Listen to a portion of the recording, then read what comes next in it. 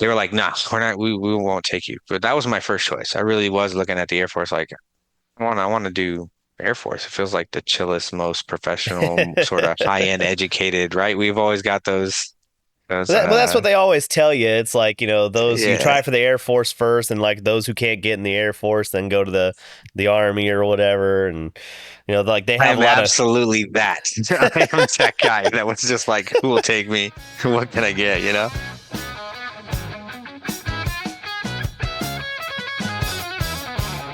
yeah, man. So yeah, I started in November proper, I think, actual like recording them and stuff. Yeah. Um, a couple of years ago, my wife let me quit my job because it sucked. Um, well, I Oh, shouldn't say shoot. the job sucked. Where the some of the people that I worked for sucked, but I was just tired of doing whatever, and I quit, and I was like, man, I want to. What do I want to do? Yeah. And I know the thing is like, oh, start a podcast or whatever, but it was one of those things. Like truly thinking back, I probably should have done something more in the realm of like film or TV way back then, Hmm. because it's always been something that I was interested in, and I tried for a little while, and my first ventures didn't quite pan out. Um, but yeah, sometime last year, I'm a stay-at-home dad, and so I'm hanging out with the kids, cleaning the house and stuff, and I was watching Dirty Jobs, and I was just like, dude, why don't I do that? There Yeah. are when you think about like military interviews and all that stuff, it's infantry and special forces and rangers and that's all well and good, but nobody talks about the transporters. Nobody talks about the cooks. Nobody talks about all these behind the scene things that happen all the time that are so massively important to keeping the machine running. And I was just like, We always fight about it though. yeah, yeah, yeah, You'll hear exactly. us all the time, giving the other branches issues and stuff like that, and especially the infantry armor guys, Oh they're yeah, out there. Oh for yeah, sure. we're on the front line with this, with that. And I'm like, yeah, and you're fed and you got rounds to use down there because of the transporters, the Yeah, M.E.P.S and stuff like that. So yeah, we always give exactly. them a hard time. Nothing happens till something moves. You know what I Yeah, mean? yeah, the old motto. Yeah, I mean that was like the whole big inspiration. It's just like, man, people have stories. I have stories. I've talked with so many people over the years about stuff that's happened, and it's like, Yeah, man, like I got bombed. It's not just them. So not to compare experiences, but it's just like there are so many more stories to be told. No one's telling them. yeah, Why not me? I just yeah. I love the idea. I really do. That's cool. it Um, reminded me of there's when there's a ton of stories out there, and I have thought once or twice myself, especially recently, that it'd be probably pretty cool for somebody to do a breakdown on some of the divisions and the units and their histories. You know what I mean? I've never really heard anything get nobody who's passionate about it anyways, put out the story for like the 79 TSC in World War II or something like that. yeah. There's quite a bit of literature out there, some people do books on the different unit histories and stuff like that. But most soldiers will show up to like a unit, you get your patch, they sign you in, they get you all, settled, get your gear, all that other good stuff, and you look at your patch and you have no idea where that came from. You know what I mean? You have no Yeah, idea what the yeah, history is, and nobody ever gives you that back history. But it's a sense of pride to be a part of that legacy, all the people that came before you who, you know what I mean, who's yeah, pushed that unit or done things with that unit, either overseas or even back in the States, they've got a history. They've done historical things. They set bars, and I feel like you yeah, got to know where they came from to sort of, fall into that, buy into that, and want to push that bar even further while you're there, yeah. be Well, key piece. it's like you say about the patches. You go to some of these restaurants and bars and stuff that have patches that are on the wall and everything, and those are cool. But like you never Yeah. see the spearhead of transportation anywhere. You know, That one's strange. Uh, You'd think you would see that one. That one particularly, I would say, is strange because we have our own schoolhouse. We have our own, yeah. It's they, so you sort of have big. your It's own. it's such an integral part of the military. Like I said, there's so much history of these things wouldn't happen had it not been for I mean, at this point, it's got to be millions of soldiers over the decades, Yeah, and you'd think. it's like there's so many of them. There's so many of these stories that just no one knows. Like I say, a book every now and then might get written, but so I'm that's what I'm about when I'm trying to do it for.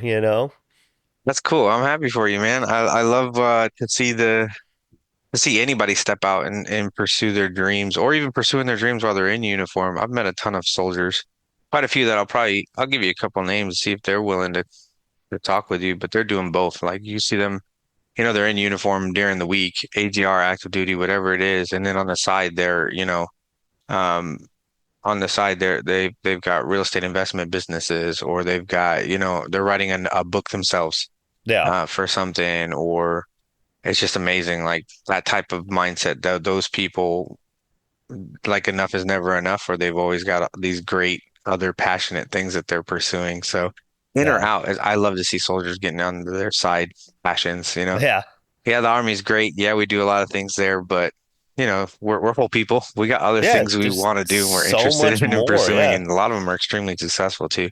It's impressive. yeah. Do you Well, yeah. think that basic training and having wore the uniform had anything to do with where you are now as far as, I, mindset or for sure. I mean, I would think that I would like to say that the mindset probably precluded the basic training, what set me on the path to, because where I was working retail, and yeah. I hated it. Like I would literally be physically ill by the end of my shift. I hated going to work so much. And it was just one of those where it's like I'm looking for something more. I want to do something more, something that feels important. And I had a buddy who was in the army and he was having a good time with it. And I was just like, yeah, why don't I go do that? Yeah. And so yeah, I would say, I mean, it's definitely helped the things you learn in the army and the dealing with adversity and pushing through and stuff. But yeah, I would say that the initial mindset is what drove me that way, and then it just reinforced and pushed me farther in all aspects of what I'm trying to do in life. Yeah. Yeah, I'm much more willing to dig into things that usually when you're telling somebody about whatever it is, like I'm gonna do this, I'm gonna get my degree, I'm gonna do that, when I talk to some people about, oh, I don't have the time, I don't have this, I can't that, I can't this, and then I know that having come through basic training and done being pushed and tested that way, you know what I mean? I'm not talking like it's the hardest thing anybody's ever done. Don't get me wrong. I feel like the majority of people can do it. I just know that the majority of the people out there probably don't push themselves mentally or physically that hard because you don't really need to. We live in a beautiful country, thank God, Yeah, where, you can live pretty comfortably without much effort, yeah, like you have and I would say not much effort, meaning like you don't have to be uncomfortable if you don't choose to be. You can have sort of a basic job that meets your needs I mean, if you live in the right place and you can settle there, you wouldn't have to go any further. Um, you don't have to go sleep in the mud and you know what I mean, yeah, and drag yourself across the ground or get up at 04 in the morning every morning and PT for 2 hours and then, carry a 35-pound rucksack in the rain. Like you don't do those things. I remember in basic training, one of the biggest things that hit me was uh, when we were rucking or running out there at Fort Knox that when it would start raining, at first I was just physically I was angry and I was like, what are we doing? It's raining. Why are we out in the rain? You know what I mean? Like that's a yeah, question that really it hit me. And I'm like, after doing it for, a couple of weeks, whatever, you're like, it's really not that bad. Whatever. Once yeah, you're soaked and it's over with. Like get over it. yeah. And those are things that, I didn't deal with on the civilian side. I'll speak for myself personally. So I don't want to speak for everybody else. Well, it's But just one of those. You look at the world in general, like even some of the most impoverished in America have smartphones and big screen TVs. And yeah, like, yeah, yeah, things are difficult for a lot of people right now. And I don't want to downplay that, but it's also like, for the most part, people aren't starving at the rates that they used to. hmm So, like you say, we live in so much more comfortable world. And there probably are a lot of people that could do a lot more if they had something else pushing them to that, yeah, or you even know? being able to believe in yourself. So like I was kind of getting at so when I go to pursue something, I I already have that experience in the background. going, dude, you've dealt with some crap. Like you've been through some things and you're capable. Like that's just an excuse. Like for Yeah. me, I'll take it personal and go, I'm just making an excuse. I've dealt with harder things. I've got the discipline. I've got the mental fortitude. I'm not gonna quit. I'm stubborn. I know I'm stubborn because I proved it. You know what I mean? I proved Yeah. to some extent that I'm at least this stubborn and I can put this much towards it. Yeah. So then it becomes I end up owning it a lot more. And I'm a little less afraid to take those risks and do those Yeah. things. So like recently, I went after my real estate license in California, and that turned into I'm already wearing the uniform during the day. I do what I do during that time frame. Then I come home, and then I had like maybe a 2 hour block that I really got serious at the end of every day. Like this is 2 hours. This is what I'm going to do. I'm going to study and I'm going to work at that. You know what I mean? Yeah. So some late nights and everything else, but where most people might have got tired or kind of sort of quit or gave up, I feel like the army kind of gave me that, and then obviously my wife and my family backing me up on the long hours and whatever I got to do in the early mornings to help get that. Definitely helped. Definitely Yeah. helped to get those things. So we got side businesses and we got this going on and that, and I know we can get there. Yeah. Uh, I'm one of the few that is also blessed with my wife's in the military. So, and we got married out of AIT. We Yeah. met there. So, I so think you were there. yeah, I would say, So yeah, I don't mean to cut you off, but if we could maybe kind of get more a little formally started and back up a little sure, bit, and absolutely. if you'll just like kind of give a brief introduction of who you are and just like, name, rank, Oh yeah, whatever. Yeah. and Yeah. so we can start at the beginning a little bit. So my name's Michael Brown. I enlisted out of Florida. But a little back history of where I before I came into the army, so I'm a foster kid. And tell too many people that uh growing up. I grew up primarily in Florida. I was born in New York. But I was adopted out of Florida by um Carmen and Charlie Brown, two amazing people to put their heart out and take a kid that was pretty grew up a little rough before they got me. I was broken before they got me. So I was probably I think of myself as a difficult kid because I came with a Yeah. lot of baggage. But they opened their doors, they adopted me. We moved to Minnesota and then back to Florida eventually later on. And coming out of high school, I was trouble, like I said. I don't know. I won't get into too many of those things, but I was doing things that probably could have wrecked me, even enlisting. Yeah. Um, and I got lucky in that path that I didn't go too far down that path. I got my hand slapped once or twice, and then I woke up. I quit hanging out with some of the people I was hanging out with. Um, and then I started pursuing my own thing. Honestly, towards the end of my high school career, I didn't graduate immediately, for one. So that's a testament to anybody who thinks they want to join the army, by the way. I went the worst way. I didn't graduate high school right out the gate. I was in a dual enrollment program. I did have opportunities placed in my way, but I wanted to do my own thing. So I went into auto mechanics. I flipped burgers at like 16. I did a couple of different odd jobs and I was living on my own from about 16 on because I just moved out. I decided, you know, um, I knew better than everybody else and my parents. So I got a job. I'm grown up. I can do for myself. Yeah, I got this. And that kind of sucked. Like I was still going to school. It's probably why I didn't finish school actually. I was going to school and then I would work like at Checkers after hours and stuff like that.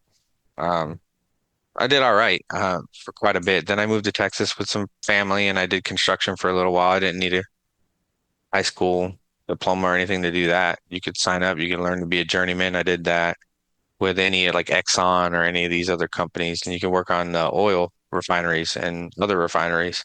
I got pretty good there. I was making about thousand something dollars a week there. That's pretty Really good, good. especially for And it kind of what it hit was me 16, as I would sit 17 in the years tent ago with, now. at lunchtime with some of these older hats. The older guys have been doing this for 20 years, 30 years or whatever. And some of them got injured. They got hurt and a lot of them didn't have medical coverage or any type of retirement plan or anything. And I'm like, man, it's going to take one accident out here. And I know we we try to be as safe as possible out there. They make you wear your hard hat, do all these things, Yeah. but you're still going to get hurt. And then what happens when you get hurt? I started thinking a little bit deeper about that. It's kind of like, Yeah. not, that's probably not a long-term thing for me. Like it's great money short-term right now, and I have two cars, and I'm taking care of myself. But I need to get a little bit more serious. So I moved back to Florida from there, and this is somewhere around, I would probably say 2005, 2006. And then I kind of did the auto body thing that I was telling you about earlier. Um, at some point, it got where I really did need like my high school diploma. And I just went to South Florida Community College there in Florida in Sebring, and I applied for the GED program. So I had Okay. to take a couple of tests and prove that, hey man, you're capable of it, Yeah. of taking the test, like maybe passing it when you do. Uh, and I did. So I passed it, had my GED, and then I started working with jumping around, worked with some special needs. I don't know what to call it. It's something like a school. Hmm. And basically what we did is they would come there and we would teach life skills, help push along, uh, basically assisting independence. Like, hey, this is how you use this is how you use that, TV, this is how you cook meals, just assessing where people were and trying to truly give them as much independence as possible. So Okay. people I with gotcha. disabilities, helping them get along. And that was beautiful. I really did like that. Uh, but I eventually lost that job. Came in late, was still worried about hanging out and doing my own thing. And Yeah. so my mom called this recruiter, and this recruiter was stubborn as hell. And I was probably his last recruit because I know what they say. They say they don't have quotas or numbers they got to reach or whatever, but they do. I've Yeah. spoken to enough Yeah. of them, Yeah. and I had to have been his last quota. So maybe it's just I was blessed in the fact that he pursued me as far as he did. I mean, I got calls every week, and oh yeah, this is great, that's great, da da da da. Um, kept pushing, man. And my mom was pushing too. She kept calling me, Mike, you just do the army thing. Just, you're kind of lost and you're jumping all around all these jobs and you don't quite know what you want to do. And finally got your GED. And at that time I also got an associate's in networking, Cisco networking. So when Okay. I got my GED, I also got to go to that college for a quick associate's degree too, which is a really cool program. Um, so he kept pursuing me, man. And I'm just working and playing games on the weekends with the boys, staying up all night. Like I didn't really, I don't care about the future. I'm surviving. I'm doing good. I'm Yeah. doing all right. Yeah. That he kept calling me. So I show up, and he's probably out now, so he won't hate me. But I went to the mall where he was, and the mall had a strip of Air Force and Marines, like all the Yeah. branches. Yeah. And All so I kind lined of up hopped in a around and row I or talked to him. whatever. I was flirting with everybody just a little bit. I'm like, if I'm gonna do this military thing, what do you got to offer? What do you got to offer? Yeah. Yeah. Who can Uh, give me the biggest bonus and like, you know, yeah, yeah. What bonus can I get? What are you offering? What's going on? Um, so I went to the Air Force, and because I didn't graduate straight out of how they explained it to me is because I didn't graduate out of high school proper. With my and I didn't have a degree, and this has been a couple years after high school now. So 2008, 2009, somewhere in there. They were uh they were like, nah, we won't take you. But that was my first choice. I really was looking at the Air Force like I want to do Air Force. It feels like the chillest, most professional, sort of high-end educated, right? We've always got those well, that's what they always tell you. It's like, those you yeah. try for the Air Force first, and like those who can't get in the Air Force then go to the Army or whatever. And, like they I have a am lot of, absolutely that. I am that guy that was just like, who will take me? What can I get? So the Air Force said no.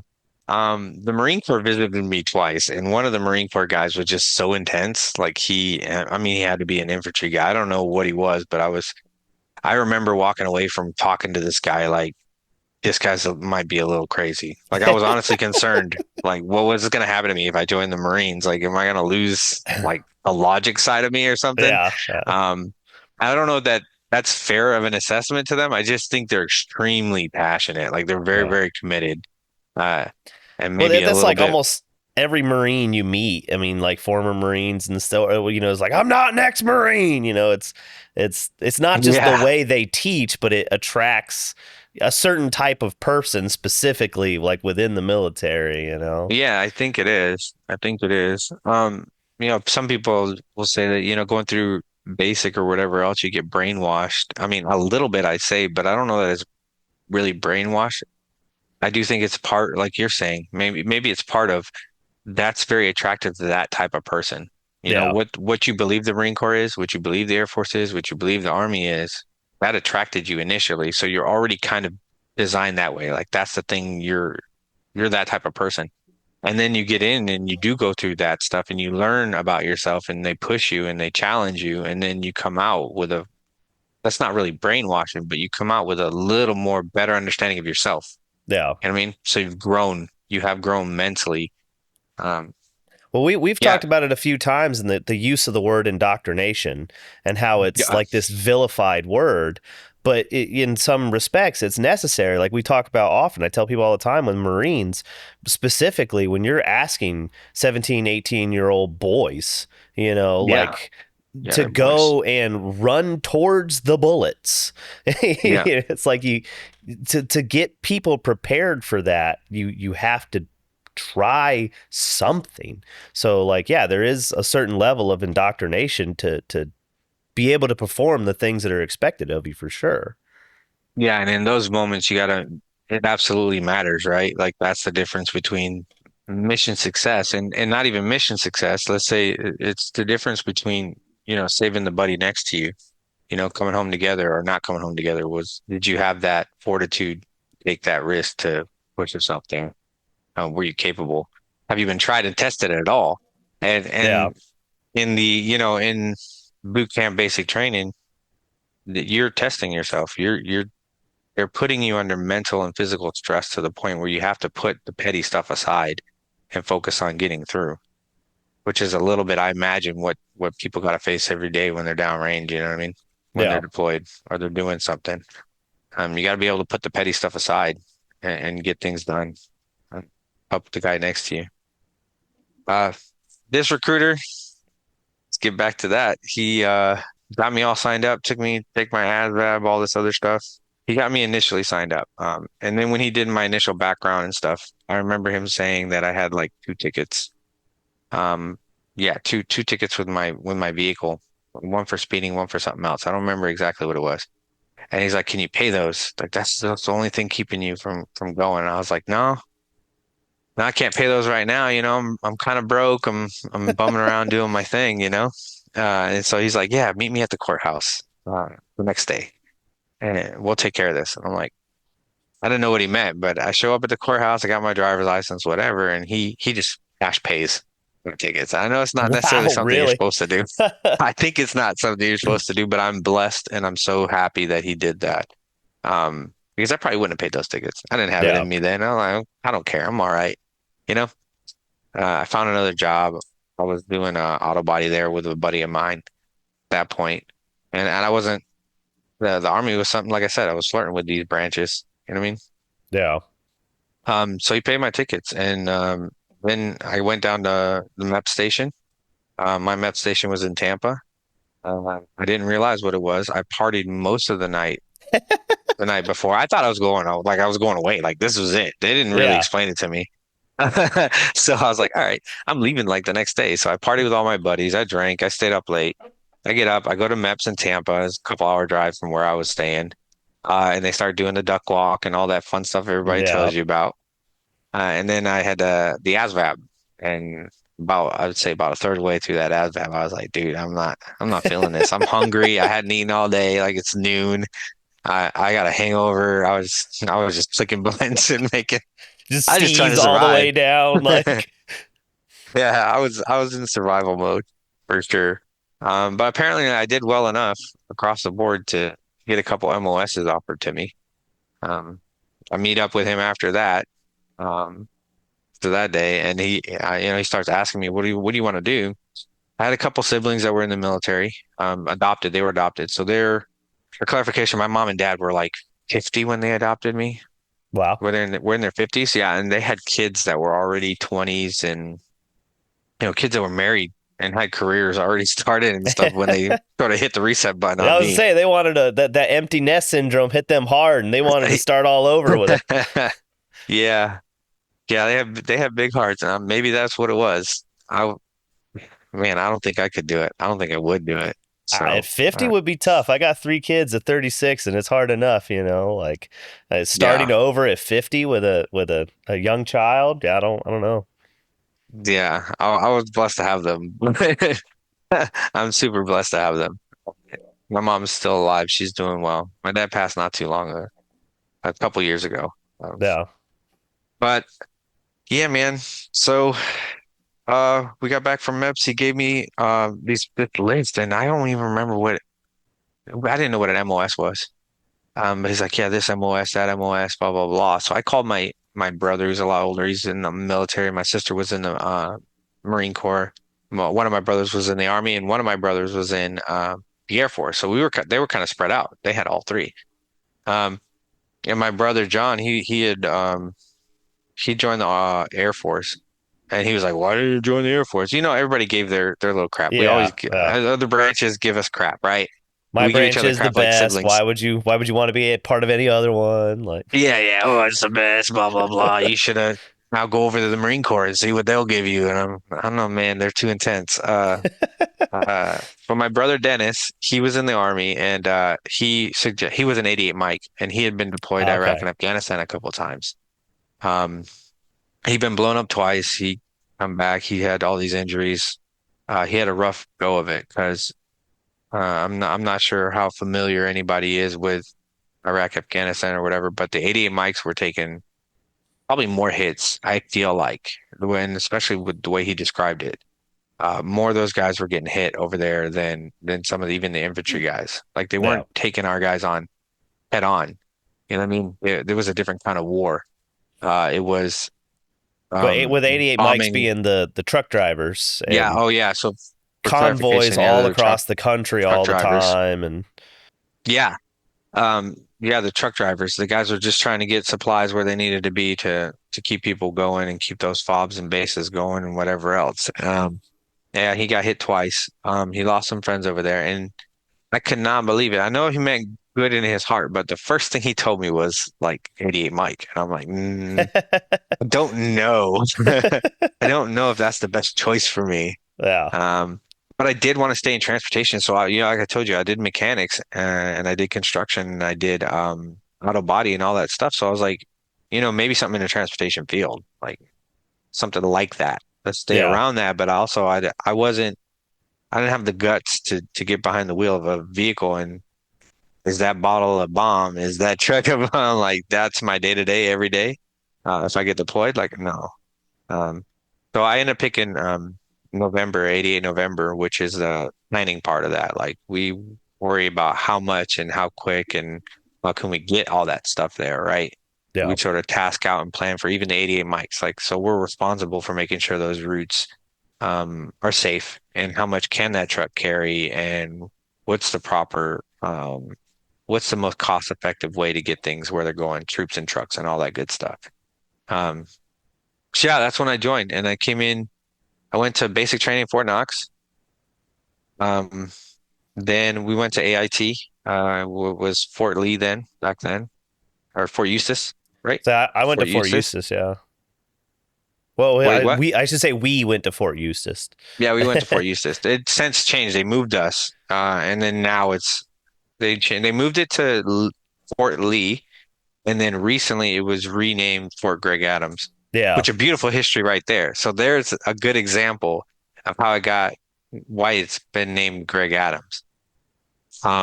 They got the movie out now about the postal um, crew that was during the war that commander that base is now named after. It's a combination.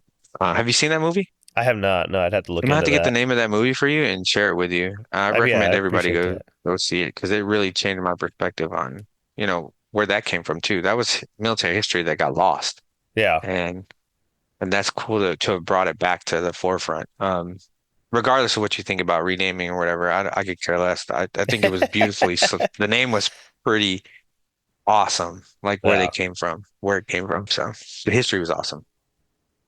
yeah, now we're here. Man, I'm talking a lot about me, but Well, it's all about you, man. That's the whole no, deal. not really, It's not really. this is your story. This is your episode. I want whatever you're willing to share. I want to know. I want people to know. And I mean, I'm already learning things that you might have told me back at the then, but I remember so little from back then.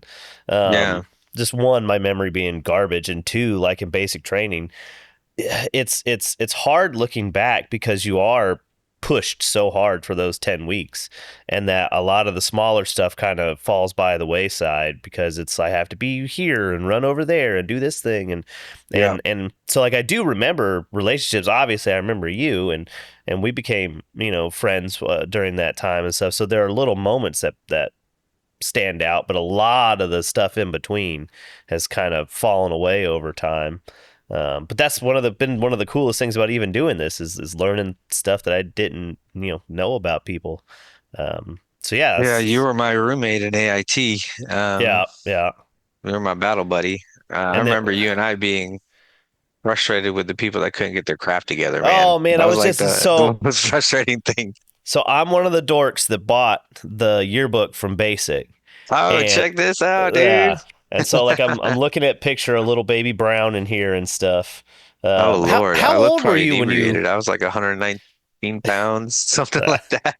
Well, we all look angry. There's like three people who smile, and Oh, they it's told you not to. yeah.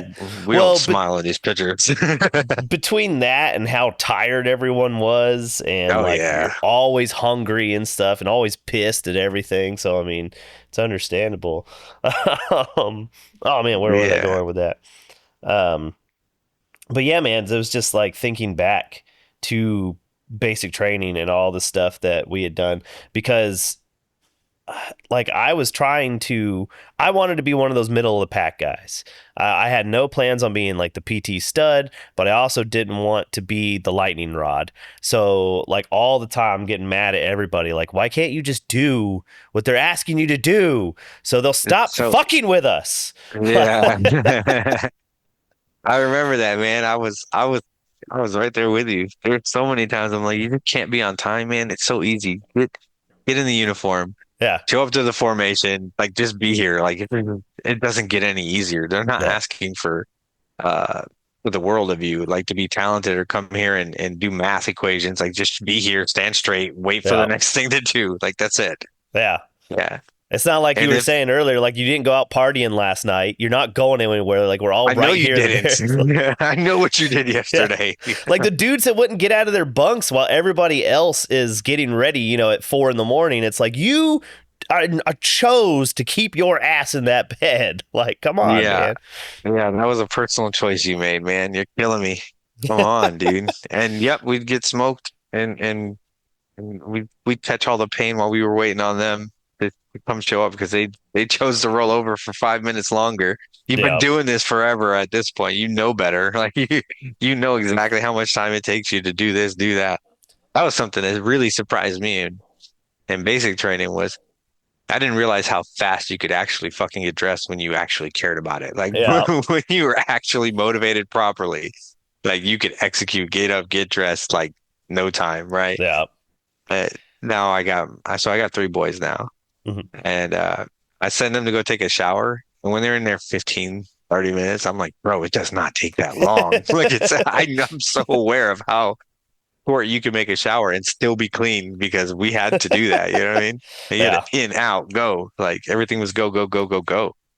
You really didn't have time to stop and think about it. That's true what you said. Like yeah. you had time for Man, I remember daydreaming. one time. This is before I joined because I got moved companies in basic, and you weren't. Were you in the first company with me? And we got moved. We met up. I was in Bravo.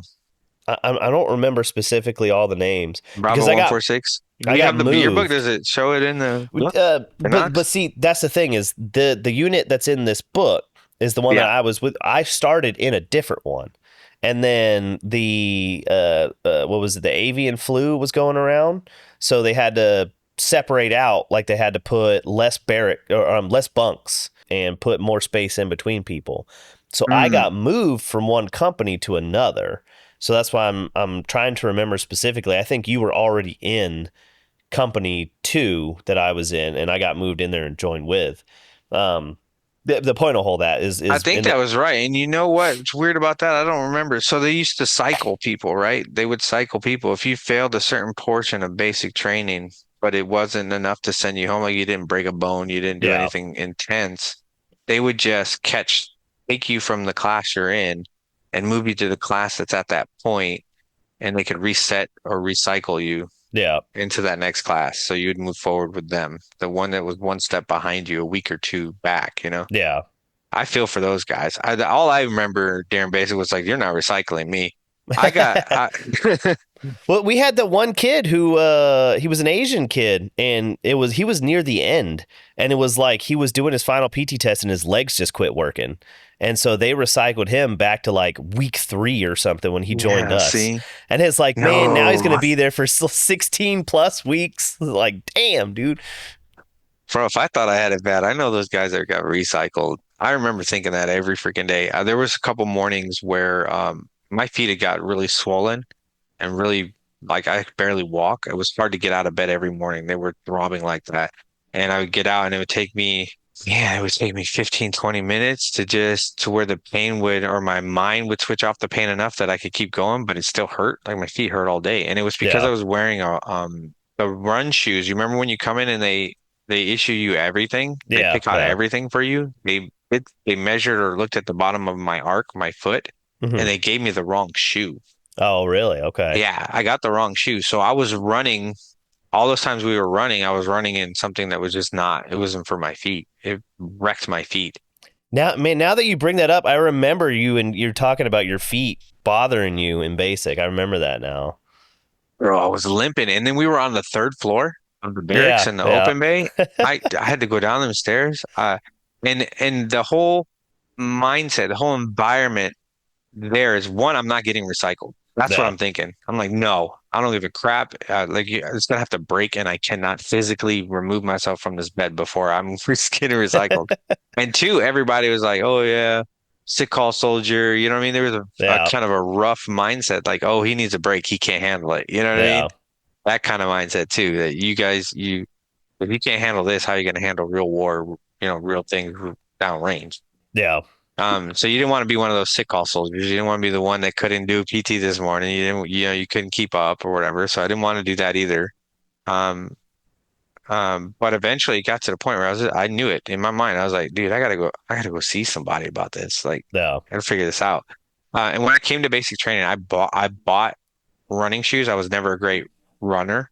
Yeah. And so that was one of the things I was afraid of. I knew running was part of the PT test, 2 miles. So my buddy Jeff and I we went and picked out shoes and actually got, hey, these are the right ones. And I started kind of running before I went to basic, you know, just getting a feel for where am I at right now and am I going to be able to survive that? You know what I mean? Yeah. So I had the right shoes on me. I went to the doctor one morning because it was just too much. I was like, I can't, I'm going to sick call. When he looked at my feet, that was immediately what he assessed. He's like, dude, you're getting shin splints, and your calves are really tight, and your feet are all messed up because you're not getting the proper arch support. This is what's going on. And I'm like, do you have different shoes? He's kind of asked me how to help, and he was going to give me some Tylenol. You know, how it is. Here's 600 Yeah. milligrams of ibuprofen. Freaking Yeah. Yeah.